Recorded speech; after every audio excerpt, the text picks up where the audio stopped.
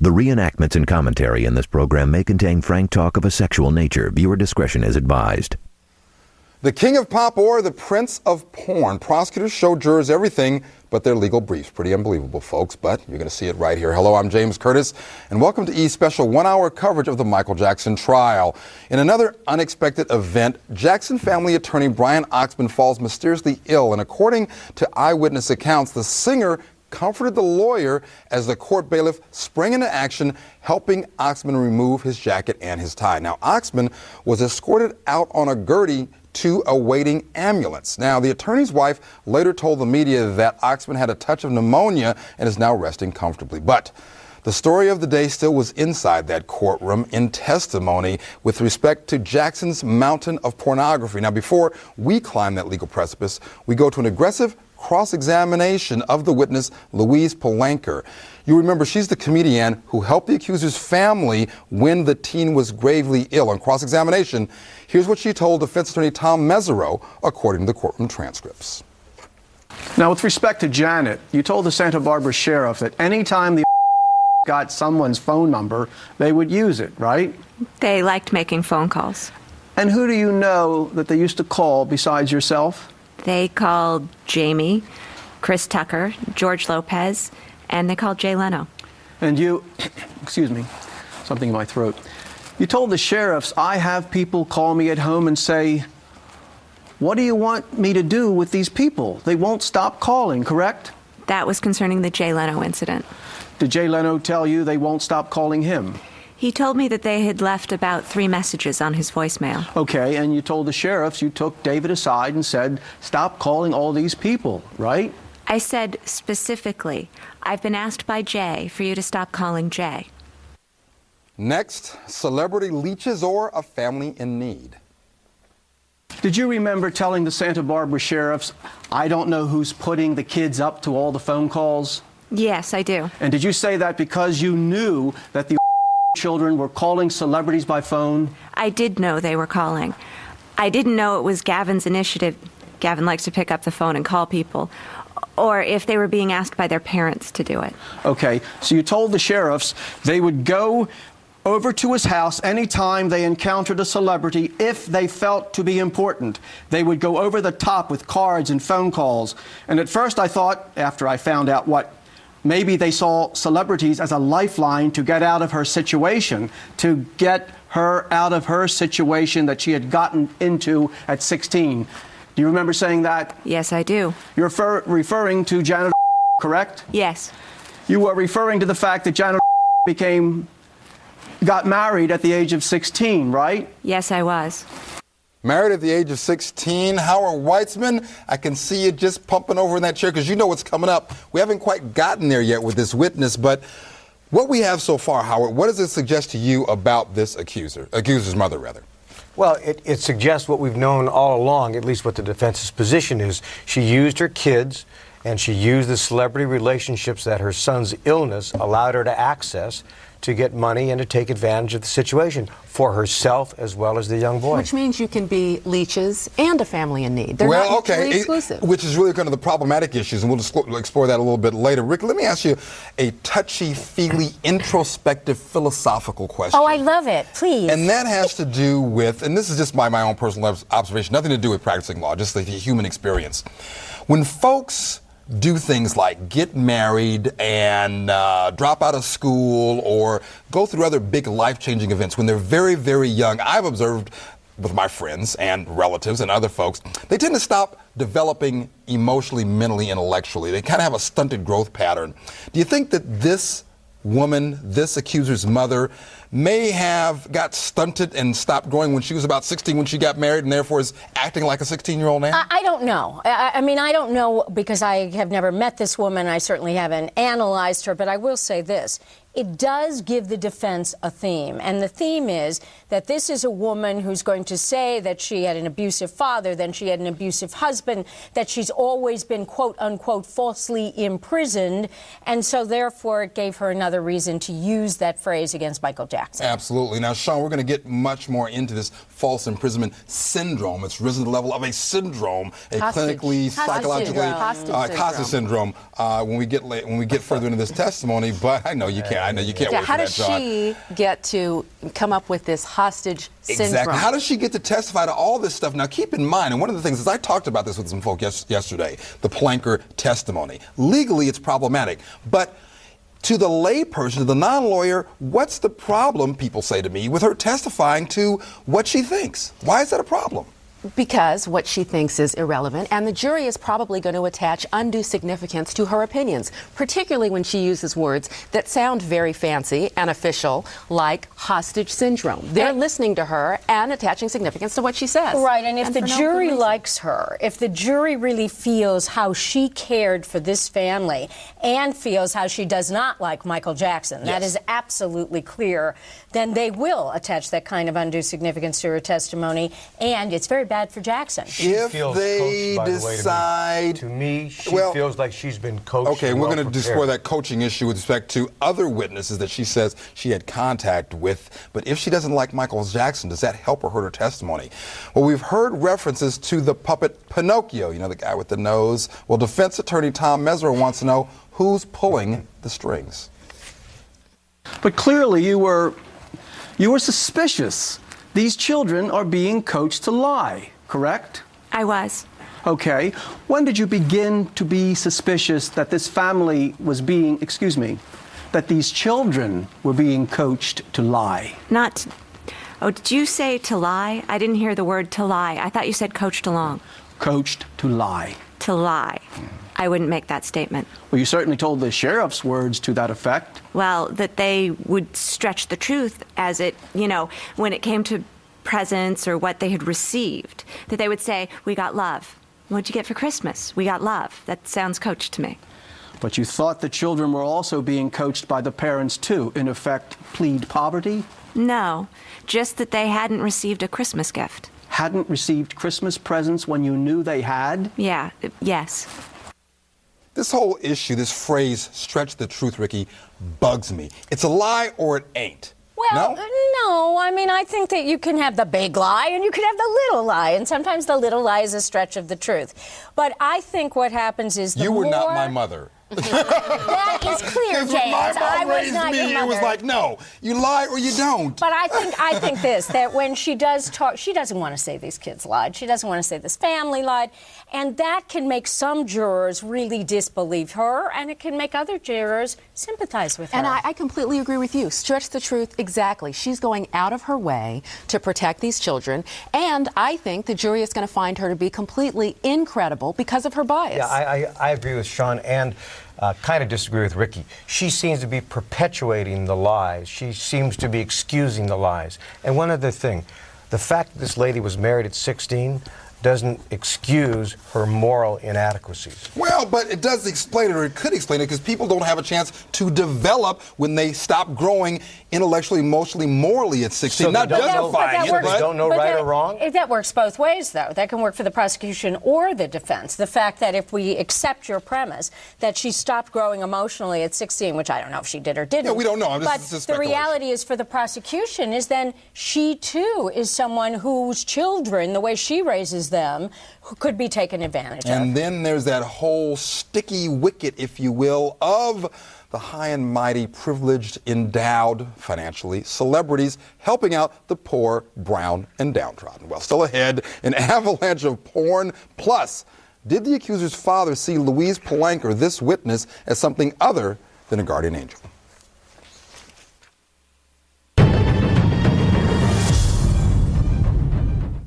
The reenactments and commentary in this program may contain frank talk of a sexual nature. Viewer discretion is advised.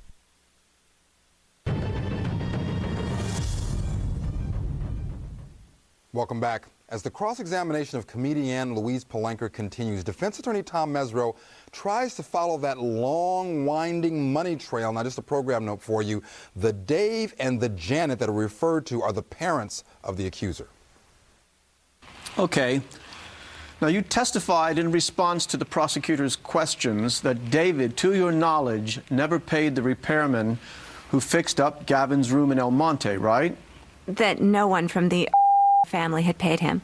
So it wasn't just David who didn't pay them. Janet didn't pay the person either. He wasn't paid. He just wasn't paid, period? Yes.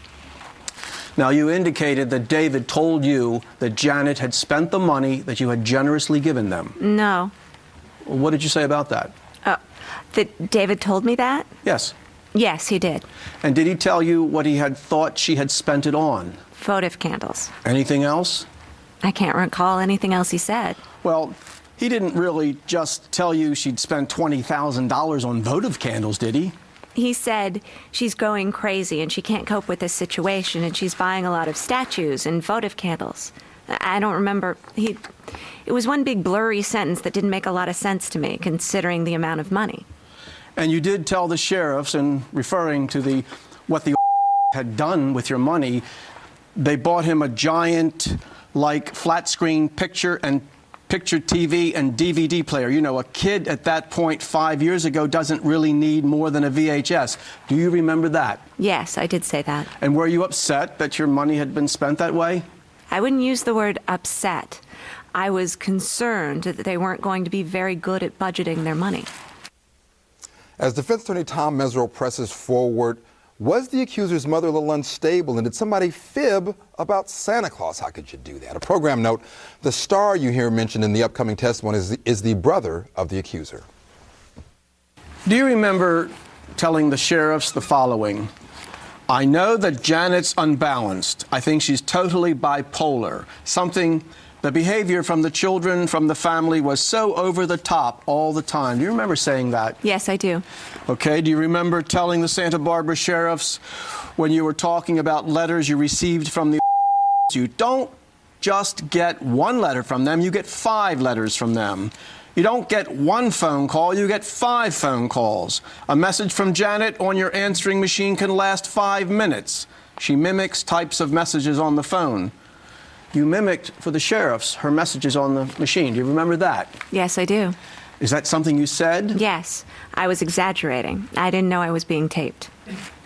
Do you remember responding, it was always David or it was the children being coached to ask me for a laptop? I felt that Gavin had been coached to ask me for a laptop.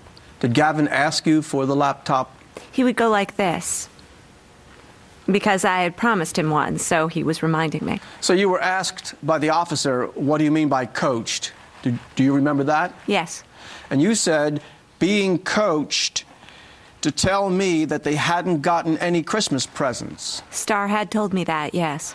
Did you believe Starr when he told you they hadn't gotten any Christmas presents? I didn't really. I wasn't sure. A lot of people were giving them gifts at that time. Did you think Starr was being coached? I did. Sean? Yes? Help me, please. Is that something you said? Question by Mesereau. Yes, I was exaggerating. I didn't know I was being taped. I'm trying not to scream right now, Sean. That's what is outrageous. This about? Well, I don't know what to say myself. It's so outrageous. It's such a ridiculous statement. How is exaggeration something that you do when you're not being taped, so you can get away with exaggerating? Yes. So how does this work? I'm not sure Let me take it from the prosecution's point of view, here? because I think what they're saying is this. What happens here is this is a woman who goes into an interview. She says what she has to say. She's a comedian by profession. She's someone who is prone to exaggerate. And she doesn't really get it at that point in time that they're taking it down in one form or another and that this might be used at another time. The fact that she admits she exaggerated, I think, is a good thing for her. But it seems like she's telling the truth. She's telling the truth when she's being taped, and now she's caught with the tape, and her only explanation is, well, I was exaggerating. And the problem, Howard, isn't the problem that, and perhaps these jurors don't have a sense of this, but certainly you all, as practitioners, must, when you have folks who aren't sophisticated with respect to law enforcement, don't realize the gravity of talking to a police officer during a criminal investigation. Therefore, they're not as precise as they might otherwise be, and they get caught up in that. We see that happen to suspects all the time. Doesn't that same dynamic apply here? No. She's not a suspect. She's a witness. She's supposed to be unbiased. She clearly has a bias. She clearly wants somehow the prosecution to prevail. She believes Gavin, despite the fact that he's clearly a liar. He's clearly acts entitled. She actually said she was upset and concerned about how they were spending her money. If I was cross-examining this lady, I would have said to her, did you ever ask them how they were spending your money? Did you ever ask them what they were doing with it? She did none of that at all. And she was clearly upset with the way they conducted themselves. She really doesn't like Michael Jackson, however. And we're going to see... see... But she really does care about this family. She seems to care about that family. Is that caring or the dislike? Are either of those misplaced? Next, the witness seems to pick a side in a nasty custody battle. You believe Janet more than David, right? Yes, I do. Okay. You weren't a witness to anything going on in the home, were you? No, I wasn't. Okay. And when did you last talk to David? After, if you have it on record, when he lost custody of the children, right around that time period. Okay. And did you used to discuss their marital problems with Janet? He would make comments, but this was... He only called me after he lost the custody battle because he wanted to tell me that everything she said was not true and everything he said was true. And I didn't want to be involved in that type of conversation. Do you remember telling our investigator that with regard to Janet's claims of David's abuse, a lot of things said by Janet didn't seem to match up? I don't think I meant it in terms of the abuse. Okay, but you certainly told our investigator a lot of things Janet told you just didn't seem to match up, correct? There are some inconsistencies in things that she has said. Now, did you believe any of the money you donated was to go to medical expenses? No, I did not. Okay, you thought it was for general living expenses? Yes. Because they were impoverished, right? Yes. Yeah. Okay, and did you know the contractor that went to their home to do the work on the room? Yes, he was my contractor. Did you actually refer him to them? Yes, I did. Okay. Okay. Would it be accurate to describe what you saw Michael Jackson had provided Gavin at the hospital was a large display of gifts? Does that sound accurate? It was in keeping with what I had done. I wouldn't consider it overly large. Did you see a lot of gifts from other celebrities at the hospital for Gavin? It's possible that I did, but they were celebrities that I knew. And Michael is a huge star, so that would have stood out in my memory. Okay. And you remember very clearly seeing what he had sent, right? Yes. And did you discuss with Gavin that Michael Jackson had sent him a large gift display? I saw the big gift basket and I said, wow, who sent you that? And he said, Michael. Okay. And I was impressed. Do my ears deceive me, or did this witness just actually compare Michael's giving to hers and didn't seem to be impressed? Well, we'll deal with that in just a moment. As Mesro continues, he doesn't seem to be impressed about how this witness reacted when she thought the accuser's family was being held against their will. Now, after you had your phone call with Janet where you thought she was scared, you said you called your lawyer, correct? Correct. You didn't call the police, did you? No, I didn't. You never called the police about anything Janet told you, correct? Right. Correct. Do you know anything about Gavin's behavior at his school before the year 2003? Yes. One of the teachers came to the hospital to visit him, and she joked about it. Do you know, for example, whether or not Gavin was repeatedly disciplined by virtually every teacher at school? I think he was chatty. You know, we joked about that he talked a lot. Did you ever look at his school records? No, I didn't. Do you know anything about him fighting in school? No, I don't. Do you know anything about him getting up in the middle of class and starting to sing? Objection, relevancy. I think it's been opened, Your Honor. Has no bearing on credibility. The objection is overruled. I don't know anything about that, no. Do you know how many teachers disciplined Gavin at his school, if any? No, I don't, other than it had been discussed in a joking manner by a teacher that came to visit him at the hospital. Do you know whether Gavin was often sent to detention at his school? No, I don't. Do you know whether he called teachers' names? No, I don't. Okay. No further questions, Your Honor. All right, Howard, where is the choo-choo, Howard, that you repeatedly talk about? Question, do you know, for example, whether or not Gavin was repeatedly disciplined by virtually every teacher in the school? Silence from the prosecution. I think he was chatting. She goes on to describe her impression of his school problems. But Mesro's not on his feet going, wait a minute, every teacher in the school? Come on. I would have asked the question differently. What I would have asked is, if I told you that Gavin was repeatedly disciplined by virtually every teacher at school, would that have made a difference in your opinion with respect to Gavin, or whatever words you want to end it off with? And her answer really has a different impact, and I guess it's just a difference in style. Well, maybe a style point, but maybe a substantive point, Ricky, with respect to what this witness brings to this testimony. She's not impressed, going a couple of clips back, she's not impressed with what Michael Jackson gave to this kid. Who cares? Well, I think we don't care about that, but I think we do care about this. We sit here as 4 lawyers sitting here in Los Angeles. You've got 12 jurors up there in Santa Maria who may have a whole different feeling about this, depending on what, as I would say, they bring into the party, they bring into the jury box. And if they sense her feeling that this family, this sick boy, this boy who had cancer, was taken advantage of sexually by Michael Jackson, they may gravitate toward her. They may, but gee whiz. All right, Sean, I know you're ready. We'll get to that thought when we get back. When we return, did the accuser's father hope to have a closer relationship, if you will, with this witness? Stay with us.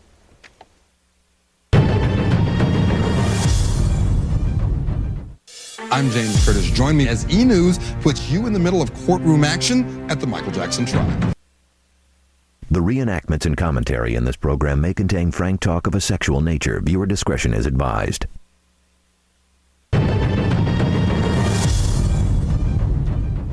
Welcome back.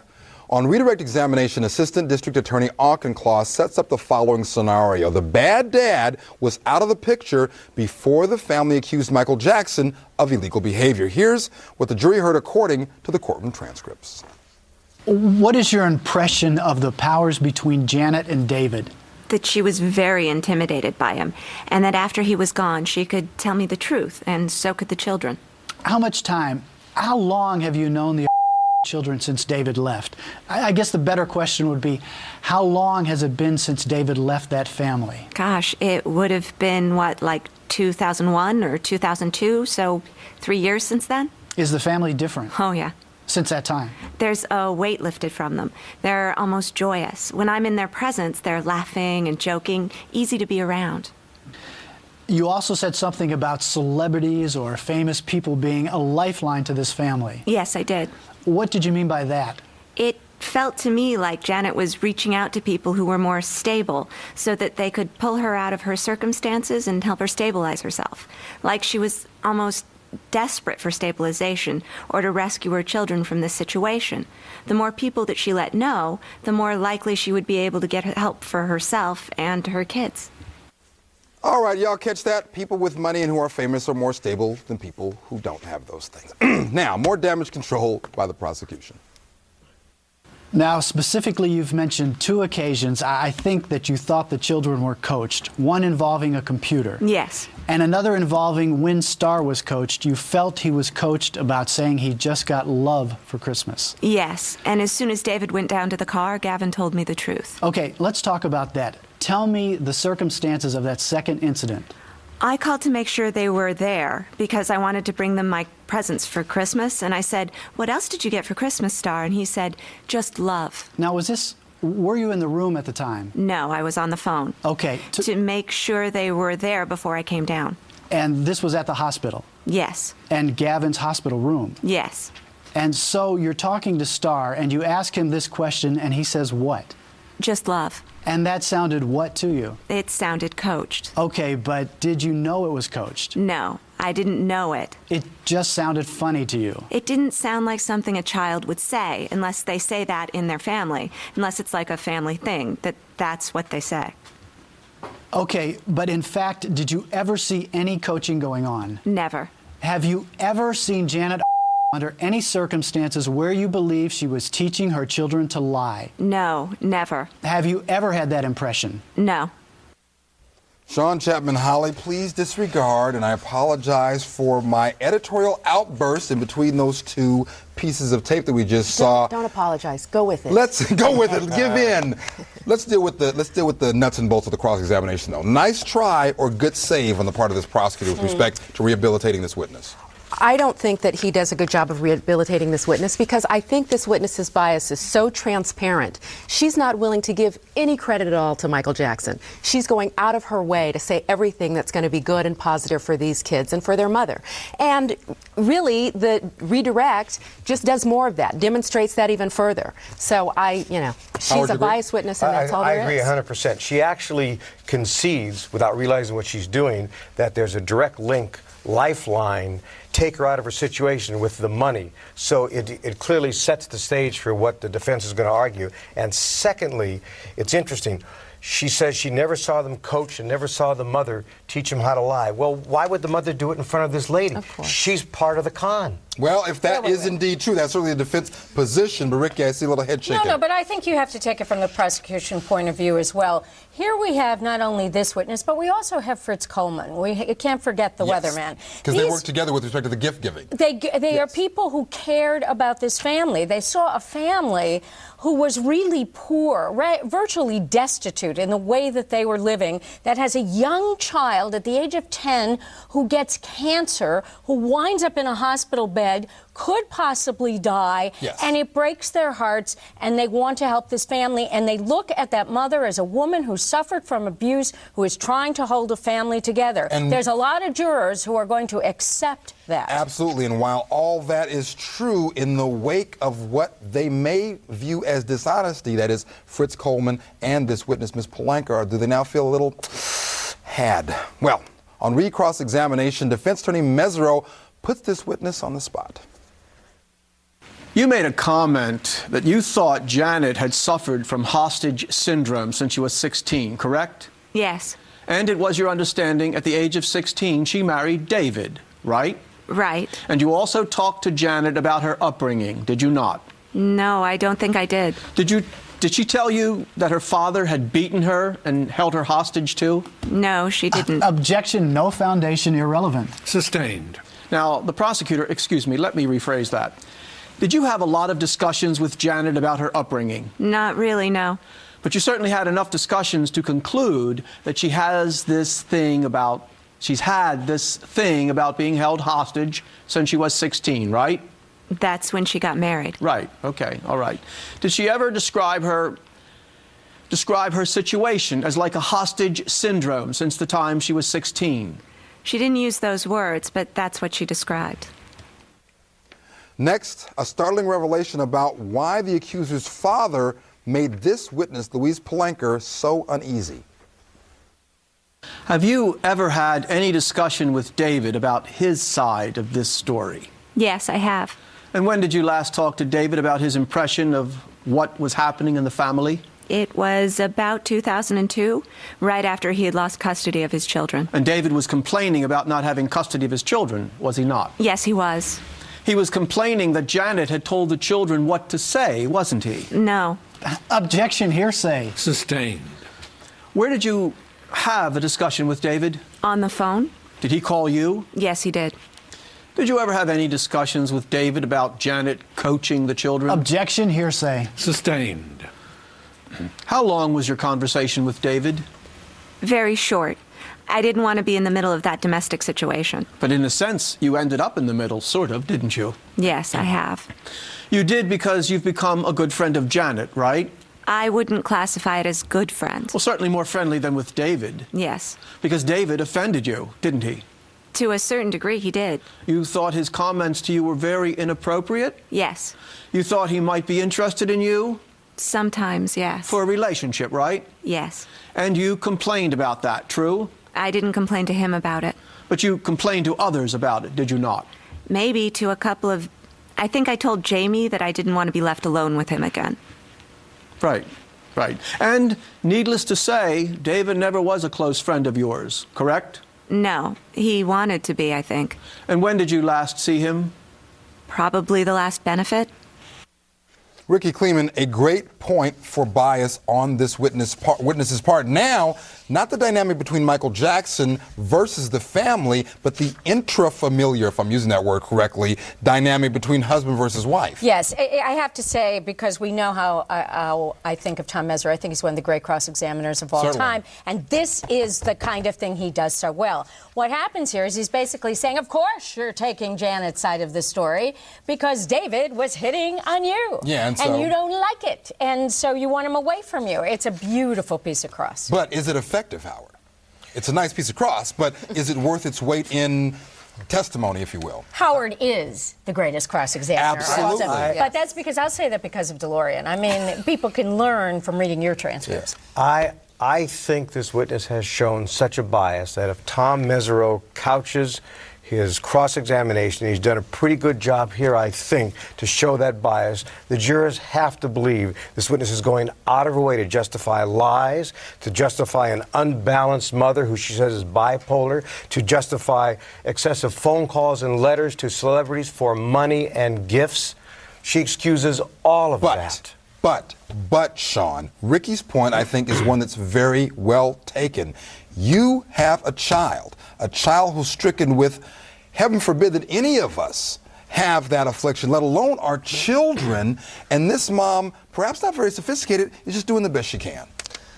She may very well be doing the best she can. That doesn't change the fact that we keep coming back to the same thing. It's all about the credibility of two kids, Gavin and Star. It's the he said.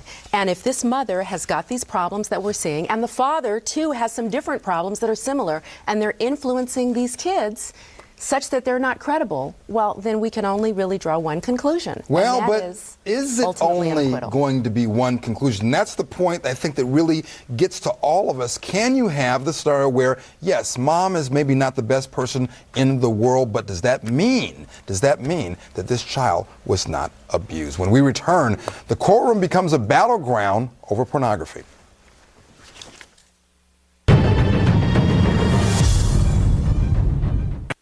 The reenactments and commentary in this program may contain frank talk of a sexual nature. Viewer discretion is advised.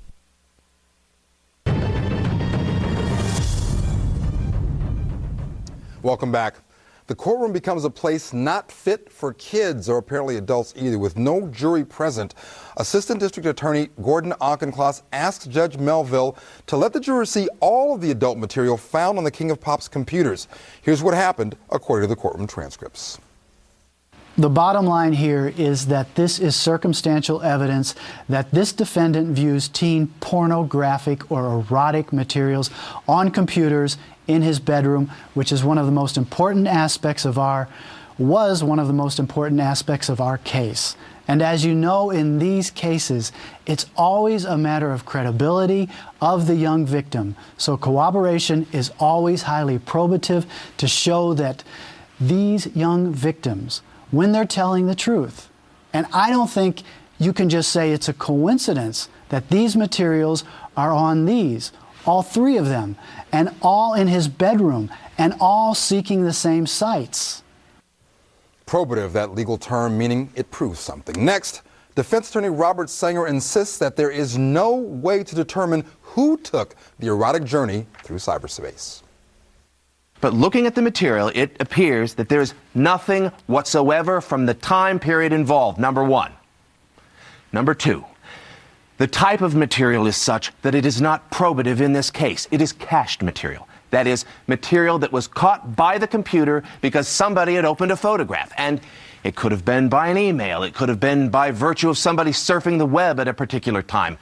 And it's heterosexual material. And it is not directly related to this case.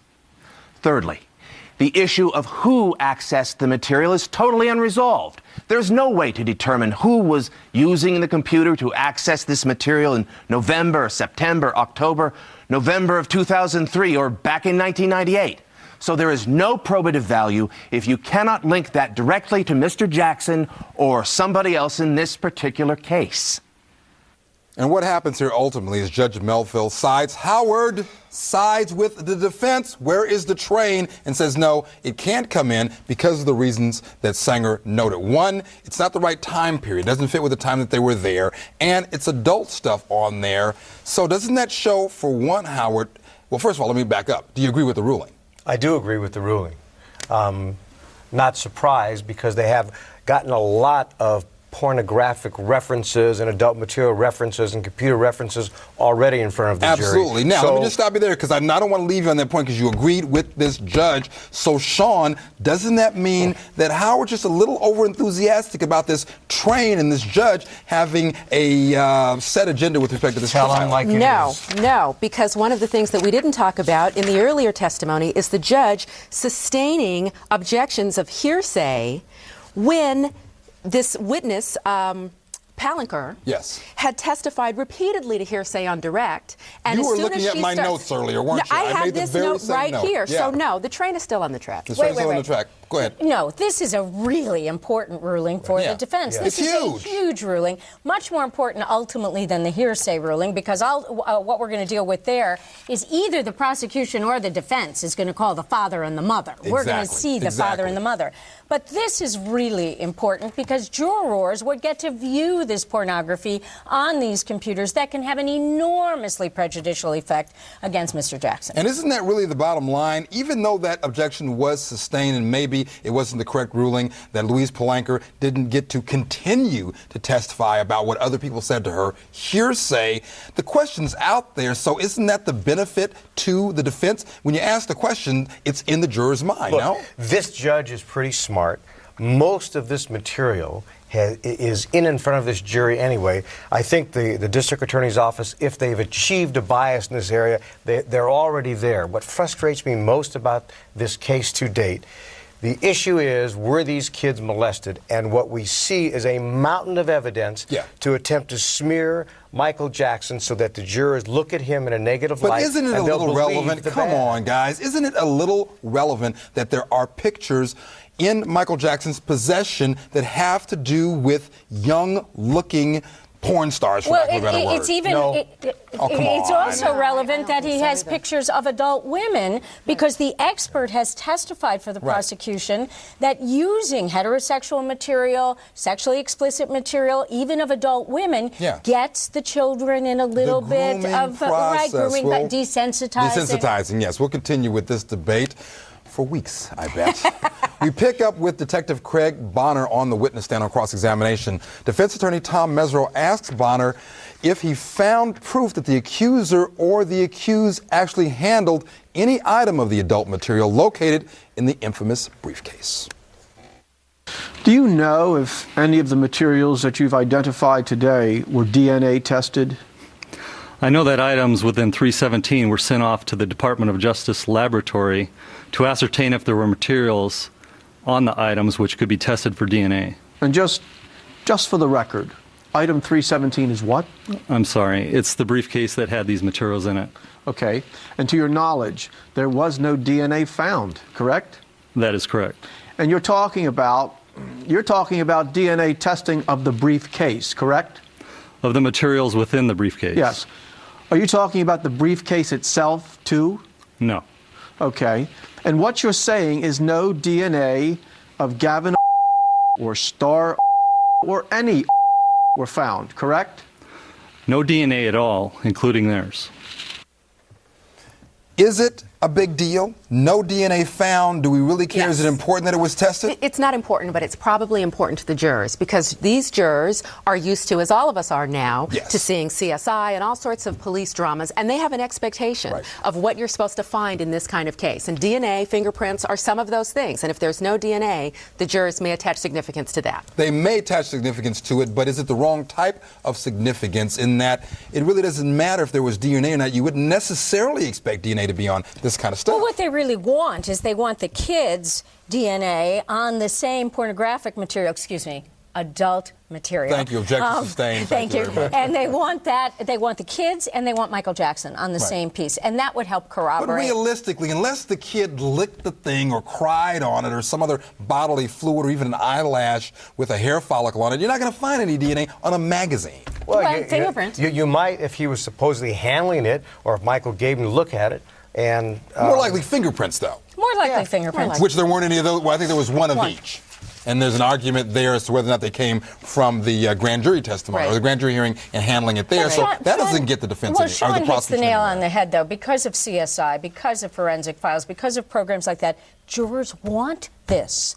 And the question, of course, is reasonable doubt, isn't it? Yes, it is reasonable See the doubt Robert all the Blake time. verdict. Yeah, well, and we'll talk about that because that actually plays into this trial and testimony we're going to hear in just a moment. But when we return, how exotic is the erotic? Stay with us.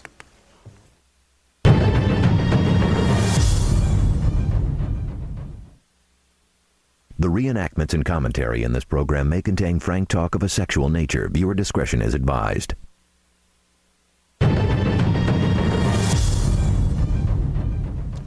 Welcome back. While Michael Jackson may be a connoisseur of pornography, is that a crime? And just how much does this detective, Detective Bonner, who's testifying now, know about where and how to acquire these so-called adult material? Here's what the detective told the defense attorney, Tom Mesereau, according to the courtroom transcripts. Now, you've identified a lot of what appear to be commercially produced adult material, right? Correct. And all of it appears to be commercially produced for the most part, doesn't it? For the most part, yes. And all of it appears to be the type of material you can lawfully purchase, correct? Depends. Well, you can go to most magazine stands that sell this kind of material and find thousands of magazines that you can buy like that, correct? Yes. Okay, and it goes without saying, Mr. Jackson is not being charged with possessing or anything related to this kind illegal adult material, is he? We have not charged as such, no. Okay. Have you actually checked to see if you can find these magazines available in a commercial market type of situation? No, I have not. Have you gone to newsstands to see if you can find this material available at newsstands? No. Have you ever made any effort to find out where you can actually go buy this stuff? No. Okay. And you don't know where a lot of this material originated, correct? I do not. Is it true, based upon what you know, that no fingerprint analysis of item 470, the black briefcase and its contents, was done till approximately 1 year after the search at Neverland? That sounds about correct. Okay. Were you involved in the decision to wait that long No. to test it? In fact, those items in 470, the black briefcase and the contents, were not tested for fingerprints till approximately November of 2004, right? I know what happened after I checked it out. Okay, okay. Now, you appear to have focused on item 470 more than you did a lot of the adult magazines you discussed today, correct? What do you mean by... Well, you seem to have been handling and repackaging 470 Correct. in a way that you were not with a lot of the adult material that you referred to today, correct? Correct. All right, let's go down the line and around the horn. Ricky, start us off. Final thought, and who's ahead at this point? Well, I think that the prosecution is coming back up because I think that they suffered a great deal at the cross-examination of the young accuser and of his siblings. And I think what they're trying to do now is take little bits and pieces to corroborate, that is, show that the kids were telling the truth. And that's the kind of stuff that makes a juror say, aha. If it works. Howard? Well, I just want to point out one thing on Mr. Mesereau's cross-examination of Detective Bonner. He asked him, and it goes without saying, Mr. Jackson is not being charged with possessing or anything related to this kind illegal adult material. The response was, we have not charged as such. Yes. My What's that follow-up mean? question would have been, you haven't charged it because he didn't possess any illegal material. Isn't that correct, Detective? The answer would have been yes. I wouldn't have asked him another question about any of this, Pin and it it would down have put that this stuff testimony in perspective. Possibly in his possession, because that's one of the big issues. Did he actually possess it? Was it his or not? It doesn't matter. He could possess it. It's legal. That's correct. Exactly. Even if it was, there's no crime here. Sean? I just was thinking about what you said earlier about the Blake trial. It really comes back to, as we've seen in that verdict, that jurors are looking at the credibility of the prosecution's witnesses. That's really the key. And that's what this comes down to. All of this is one thing, but it really comes down to that, I think. What's the prosecution going to do next? Are they about done? Well, we have to know the big day. Are the prior allegations coming in, 1993 and 1994? In which case, we're spending the summer right here. Yeah. And if that doesn't come in, it should wrap up pretty quickly, no? They should be done. We have to do false imprisonment. All right, we have to leave it right there. Be sure to watch our exclusive Michael Jackson trial coverage weeknights 9 p.m. right here on E! And for a sneak preview of tomorrow's reenactments, oh yeah, go to eonline.com tomorrow at noon. See ya. I didn't know that.